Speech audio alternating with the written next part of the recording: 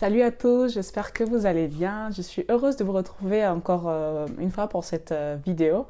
Je vous avais promis la dernière fois de commencer par une vidéo chant, mais malheureusement j'ai préféré du coup commencer par cette vidéo-ci pour prendre le temps tout simplement de mieux préparer cette vidéo-là, de mieux la travailler, de faire une vidéo qui me plaira et qui vous plaira également. Donc j'ai voulu commencer par cette vidéo-ci pour vous raconter tout simplement mon histoire de comment j'ai rencontré le Seigneur et de parler avec vous de ce qu'est cette rencontre, en fait, comment ça s'est passé, de quelle occasion, enfin de par quel moyen en fait c'est arrivé. Et donc voilà pourquoi j'ai voulu tout simplement partager ça avec vous qui me suivez. En tout cas, sans plus tarder, c'est parti pour cette vidéo.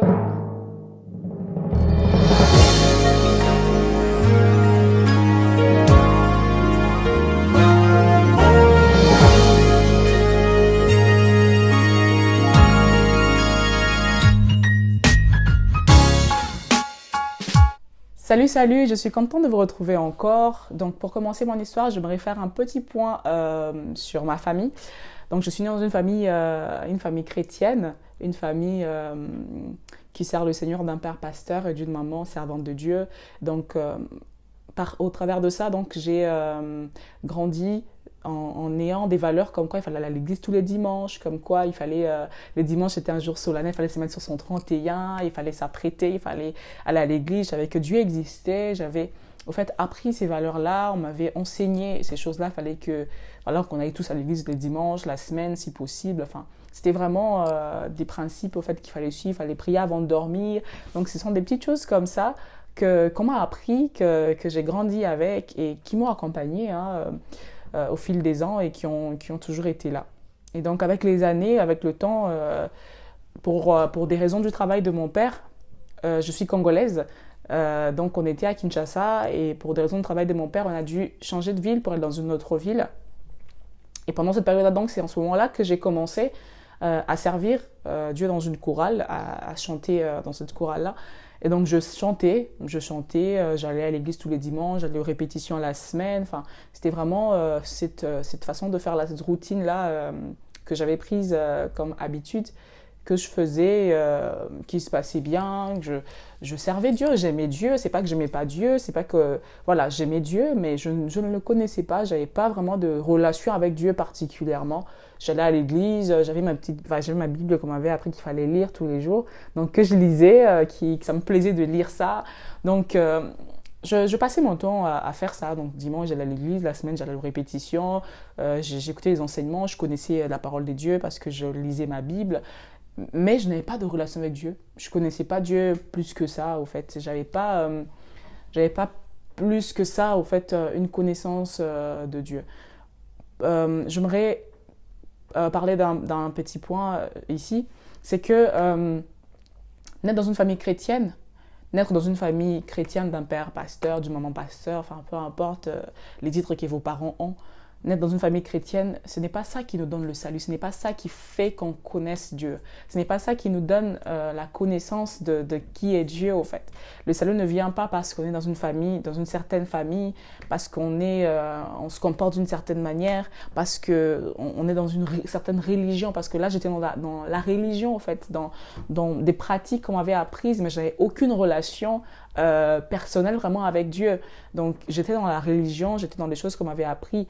Donc le salut ne vient pas par ça, par cette filiation en fait. J'aimerais même dire le salut ne vient pas par la filiation familiale. Ça ne vient pas par la filiation à son père ou à sa mère, pas du tout. Donc le salut c'est quelque chose qui est personnel, c'est une rencontre personnelle entre nous et le Seigneur. C'est vraiment notre relation personnel avec Dieu qui fait que nous puissions obtenir le salut. Donc je servais, je chantais, je passais mon temps, avec l'église, école, maison, mais c'est pas ça qui faisait que je sois sauvée. Je me comportais pas mal ou quoi que ce soit, pas du tout, mais c'est pas ça qui faisait que je connaisse Dieu, c'est pas ça qui faisait que je sois appelée sauvée au fait, c'est pas ça. Et donc c'est au fil, les années ont passé, les temps passaient, et on a dû rentrer à Kinshasa. On est rentré à Kinshasa donc et en ce moment-là, il me restait 3 années pour obtenir mon bac. Donc et pendant ce 3 ans-là où j'ai passé à Kinshasa, je suis entrée un peu dans... J'ai rencontré des amis, je me suis fait des amis, normalement, comme tout jeune, je me suis fait des amis. Et avec ces amis-là, j'ai commencé un peu à suivre les influences, à suivre un peu, voilà, ce que les amis me disaient. Il fallait sortir, il fallait voilà, faire ceci ou faire cela, mentir à la maison pour me promener avec mes copines, voilà. Donc, c'est pas... Enfin, j'ai commencé à m'éloigner, au fait, de la parole de Dieu, de la nuit de la face de Dieu, enfin, de ce que j'avais appris euh, comme, que j'avais acquis comme valeur, excusez-moi. Donc, j'ai commencé au travers de ça, à m'éloigner, au fait, petit à petit de Dieu, petit à petit, m'éloigner de ce que j'avais comme valeur, de ce que j'avais comme principe, parce que je ne connaissais pas Dieu, parce que je n'avais pas de relation avec Dieu qui me permettait de tenir ferme dans ces genres de, de façon de faire. Donc, faites très attention à qui vous mettez dans votre cercle, qui peut être considéré comme ami ou pas, à qui vous pouvez vous confier, au fait, parce que les mauvaises compagnies corrompent le mœurs, comme on dit. Donc, il faudrait faire attention aux personnes que l'on peut ou qu'on doit considérer comme amis, étant enfant de Dieu ou peu importe qui vous êtes d'ailleurs. Faites juste attention aux personnes que vous faites entrer dans votre cercle personnel. Et donc, en cette période-là, je me suis éloignée de Dieu, j'ai fait un peu, entre guillemets, un peu n'importe quoi à certains niveaux de ma vie parce que je n'avais pas de base. Je n'ai pas vraiment des fondements qui me permettaient de me battre, au fait, de tenir ou d'avoir de la fermeté en ce moment-là. J'avais des principes, bien sûr, qui m'ont permis de ne pas faire certaines choses, de ne pas dépasser certaines limites. Mais voilà, j'étais un peu dans cet entourage, dans cet engouement-là. Voilà, j'étais un peu dans ça. Et donc, en ce moment-là, je mentais beaucoup. Désolée, maman. À ma mère. Et donc, au fur et à mesure, les choses évoluaient comme ça et j'ai évolué comme ça. Et une remise en question, en fait, sur qui j'étais, comment je menais ma vie, sur Dieu, sur toutes ces choses. Je commençais vraiment à avoir une remise en question sur toutes ces choses-là, au fait, qui étaient les miennes, qui étaient les fondements qui étaient les miennes. Donc, je commençais à me poser des questions, mais comment, de toute façon, je mène ma vie, comment je me comporte envers ma mère, ou comment je parle, tout ça. Toutes ces choses-là, en fait, me poussaient à me remettre en question sur qui j'étais. Et je commençais vraiment à me demander, est-ce que vraiment là où je suis, c'est vraiment ma place? Est-ce que vraiment les gens que je fréquente, c'est vraiment les personnes que je veux dans ma vie? Je commençais vraiment à me poser des questions, en fait. Et donc, en cette période-là, les choses ont fait ascure. On était en préparation du bac. Donc, on s'était retiré, comme on a l'habitude de faire à Kinshasa. On s'est retiré dans un lieu avec des amis pour réviser, préparer les examens qui allaient venir. Et pendant cette période-là, mon père donc il a été muté encore dans une autre ville. Donc, il fallait déménager. Et moi, j'avais comme projet dans ma tête, j'avais comme projet de faire mon université dans la ville de Kinshasa. Et c'était ça mon but, mon projet en fait en ce moment-là. Comme quoi, la Bible dit, l'homme formule des projets dans son cœur, dans le proverbe, la Bible dit, l'homme formule des projets dans son cœur, mais c'est la volonté de Dieu qui s'accomplit. Voilà. Donc j'avais des projets dans ma tête, dans mon cœur, je voulais une chose, mais Dieu avait prévu autre chose. Mais du coup, en ce moment-là, mon père a reçu une invitation d'aller dans une autre ville, donc il voulait que nous puissions aller avec lui. Donc c'était un peu tendu parce que moi et mes frères et sœurs, on ne voulait pas y aller, parce qu'on voulait rester à Kinshasa, enfin on était habitués à cette ville-là, donc c'était un peu tendu à la maison en ce moment-là. Et on préparait, il y avait une cousine en ce moment-là qui est en train de se marier, qui préparait son mariage. Et j'étais parmi les demoiselles d'honneur, donc c'était bien, on préparait le mariage, il y avait la fête. Et ma mère a fini par me convaincre, voilà, il faut y aller, quoi, c'est ton père, enfin, c'est votre papa, donc il faut obéir à ce qu'il dit, donc il faut y aller et tout ça. Et donc, il y avait le mariage de ma cousine, je dis, bon, voilà, à condition que nous puissions attendre que le mariage passe. Comme ça, on va y aller.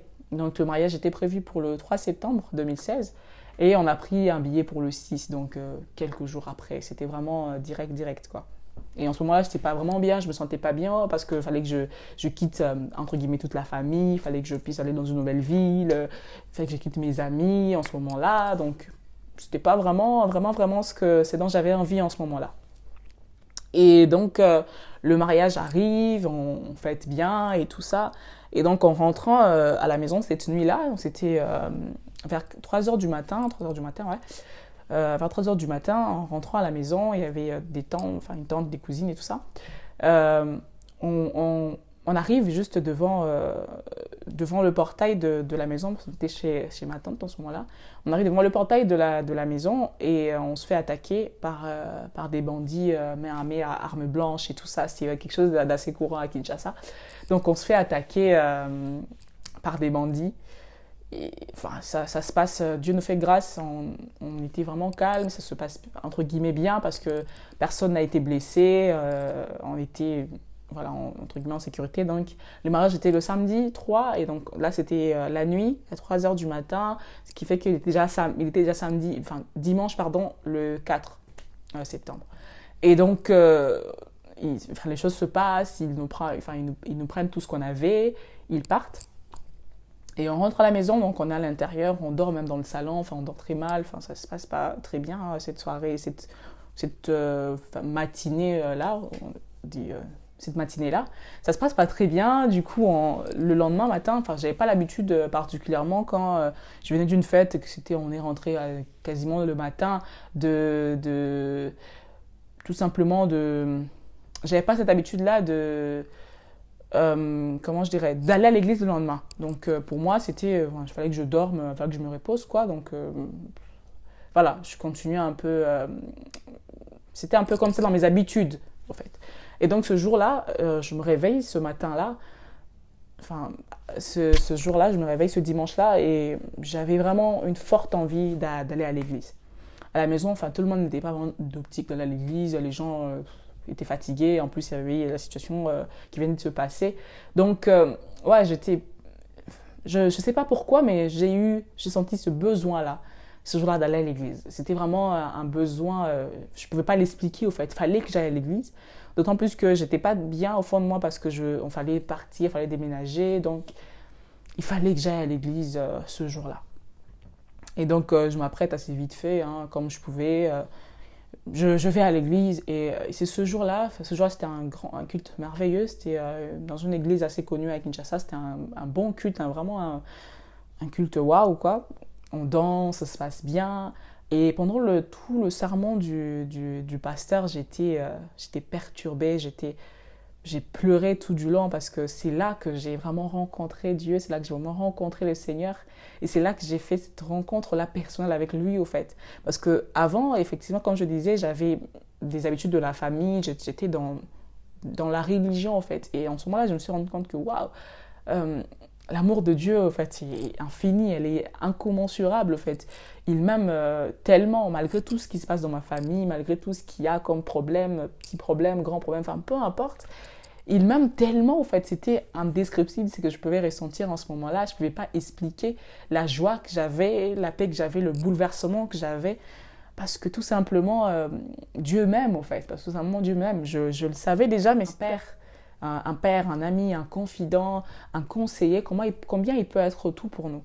Donc, tout ce que on peut apporter comme message, il n'y a pas grand-chose à dire, au fait, sur ça. Il n'y a pas beaucoup de choses à dire, à part que c'est l'amour de Dieu, au fait, qui nous sauve. C'est son amour qui nous donne la paix, qui nous sécurise, qui nous donne la joie.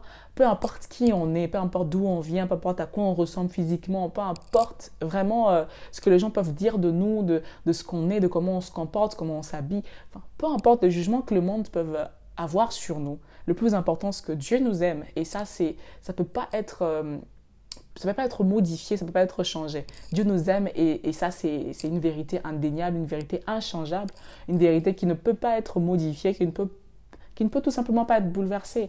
Parce que Dieu est amour et il nous a formés à sa ressemblance, il nous a formés comme ses enfants, il nous a créés à son image. Et il formule, comme il dit dans Jérémie, qu'il connaît le projet qu'il a formulé pour nous. C'est des projets de bonheur et non de malheur. Donc Dieu a pour nous que de l'amour. Dieu a pour nous que de la bienveillance. Dieu a pour nous que de la paix, de la sécurité, de la joie. Donc je ne sais pas ce que la personne qui peut me suivre en ce moment peut être en train de vivre dans ta vie, dans ton travail, dans ta famille, dans ton entourage. Peu importe ce que tu vis, sache que Dieu t'aime, que Dieu, il pense à toi, qu'il se soucie de toi, qu'il te protège, qu'il te garde. Malgré tout ce qui peut arriver dans le monde actuel, avec tout ce qui se passe dans la société actuellement, Dieu nous aime en fait. Et ça, c'est indescriptible. Et ce jour-là, et depuis ce jour-là, j'ai fait ce choix-là de le suivre, de marcher avec lui, de me donner totalement à lui, de donner totalement ma vie au Seigneur. Et ça a été le meilleur choix que j'ai fait de ma vie, et ça le restera. Parce que si c'était à refaire, je referais le même choix. Et je ne suis pas parfaite, hein. Je ne peux pas dire que je suis devenue aujourd'hui parfaite, qu'il n'y a plus rien, tout ça. Non, non. Tout simplement qu'aujourd'hui, j'ai une relation avec Dieu et je cours tous les jours vers le royaume des cieux. Tous les jours, je travaille à marcher comme lui, je travaille à faire les choses comme lui. Avant, j'étais dans une certaine religion parce qu'on m'avait appris ces choses, mais après, je me suis un peu égarée parce que bon, j'avais pas vraiment des fondements, mais au final, j'ai fini par rencontrer vraiment celui qui est le fondement de la foi.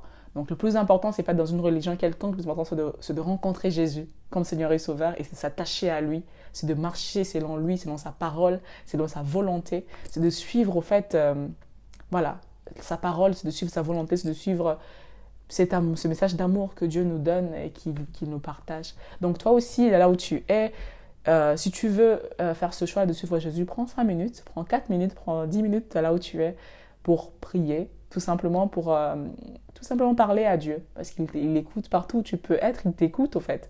Donc prends le temps, prends ce temps-là, ces 5 secondes-là même, pour dire Seigneur, je veux te suivre, je veux marcher comme toi, je veux avoir cette paix, cette joie que tu donnes, avoir cette grâce que tu donnes. Enfin, prends ce temps-là et je suis certaine que les choses ne seront plus les mêmes comme ça n'a plus été pour moi. Donc, c'était ça le message que je voulais partager avec vous aujourd'hui. Le but, ce n'est pas de parler de moi personnellement, de parler de mon histoire, mais le but, c'est de parler de Jésus-Christ. C'est ça le grand but de cette vidéo. En tout cas, merci de m'avoir écouté, d'avoir été avec moi jusqu'à la fin. Je vous invite donc à vous abonner sur cette chaîne, à activer la cloche de notification, à commenter, à liker, à partager, à faire cet exercice-là avec moi. Ça me fera plaisir de voir vos commentaires, de voir vos remarques, vos questions, toutes ces choses-là. Et aussi, allez me retrouver sur ma chaîne, sur mon compte Instagram qui est Céleste-Chinguta et sur mon Facebook qui est Céleste Chinguta également. Donc, allez me retrouver là-bas, ça me fera plaisir de vous voir aussi, de vous abonner. Et c'est là où je partage un peu, je préviens quand il y a une prochaine vidéo qui va sortir et tout ça. Donc ça me fera plaisir de vous retrouver là-bas. En tout cas, merci d'avoir été avec moi. Ça m'a fait plaisir de discuter de ça avec vous, de partager tout simplement ce qu'est ma foi avec vous. En tout cas, à la prochaine et bisous chez vous.